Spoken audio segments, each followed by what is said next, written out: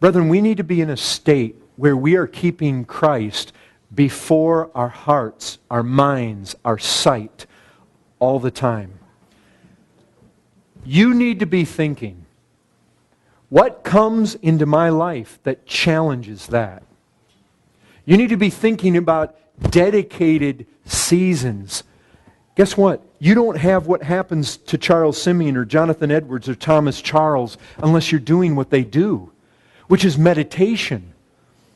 We live in a day where meditation is almost impossible. We've got so many toys, so much noise, so many distractions. I mean, which ones of us here don't have a cell phone in our pocket? There was a day when Jonathan Edwards could ride his horse in the woods to meditate on Christ.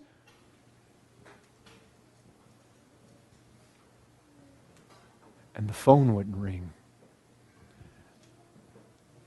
It's not a positive thing that you have a cell phone and you can be reached at any time, and that no matter when somebody calls you, you answer. You ought to have seasons in your life when you turn that thing off. You need to have times in your life, brethren, look at a week of your life with me. How much time are you... Which ones of you are taking an hour where you say, I'm going to go for a walk and I am going to seek to meditate on the first 4 verses of Hebrews. And I want to chew on those, and I want to begin to ask questions, and I want to be able to compare Scripture with Scripture in my mind, and I want to think on Christ, and I want to think on His person, and I want to think what that means.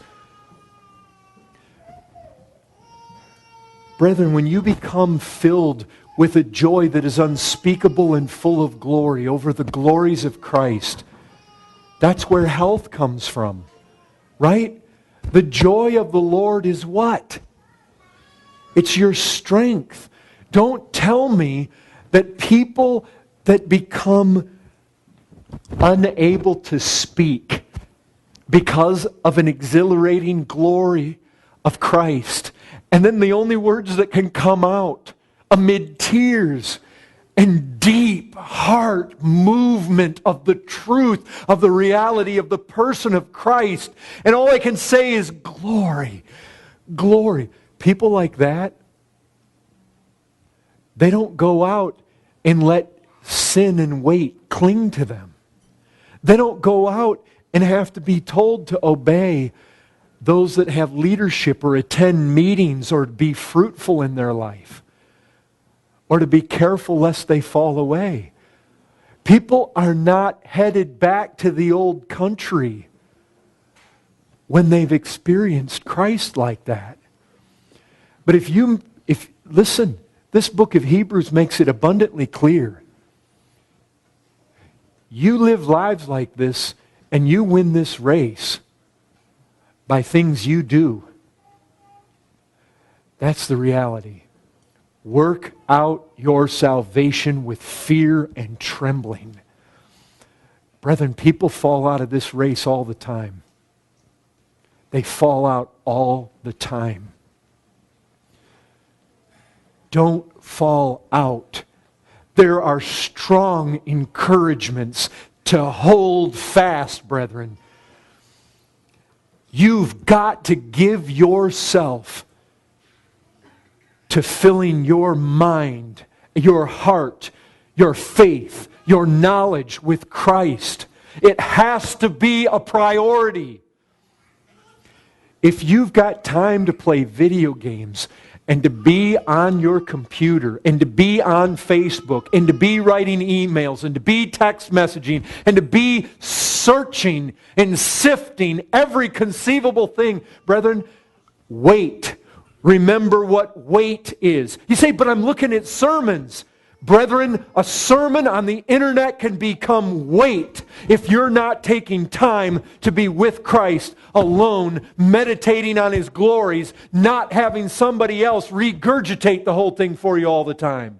You need to be there in the Word for yourself. You need to be praying and walking with Christ for yourself, not being spoon-fed everything. It doesn't matter. You say, well, I watched 3 Paul Washer sermons last night. Brethren, that cannot make up for this.